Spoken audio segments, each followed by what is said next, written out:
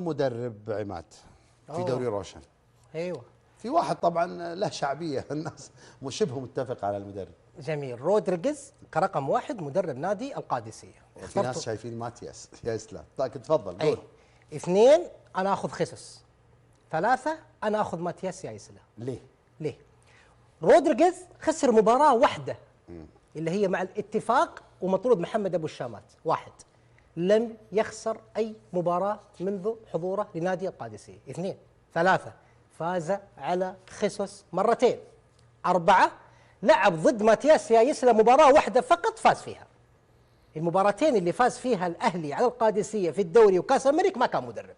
اذا فك العقده الاهلاويه بالفوز على الاهلي، فانا احطه رقم واحد في دورينا بعيدا عن ترتيبه. اثنين خيسوس، لانه خيسوس ادار ازمات مره كثيره في الدوري وقاعد ينافس وبقوه على تحقيق لقب الدوري، بل هو الان الاقرب وحل الازمات. ازمه ظهير ايسر في النصر حلها، ازمه محور ثمانيه حلها، كان في ازمات كبيره جدا وكلنا كنا نتكلم فيها هنا بالاسلوب، حلها، فهذا امر ايجابي. اخيرا ماتياس يا يسلم، لانه كورته حلوه، لانه كورته ممتعه، لانه انا متاكد الناس القريبه من الاهلي هذا الرجل. والله يا ابو بدر ايبانيز كان سيء في البناء، والله مندي نجيب لقطات هنا اول ما جانا مندي ونشوف لقطاته مع هذا المدرب كيف تطور في عمليه البناء. ديميرال كان من أسوأ اللاعبين في عمليه البناء، رجل شغال على الافراد مش فقط المجموعه، فهذول الثلاثه انا اشوفهم هم الافضل في دورينا.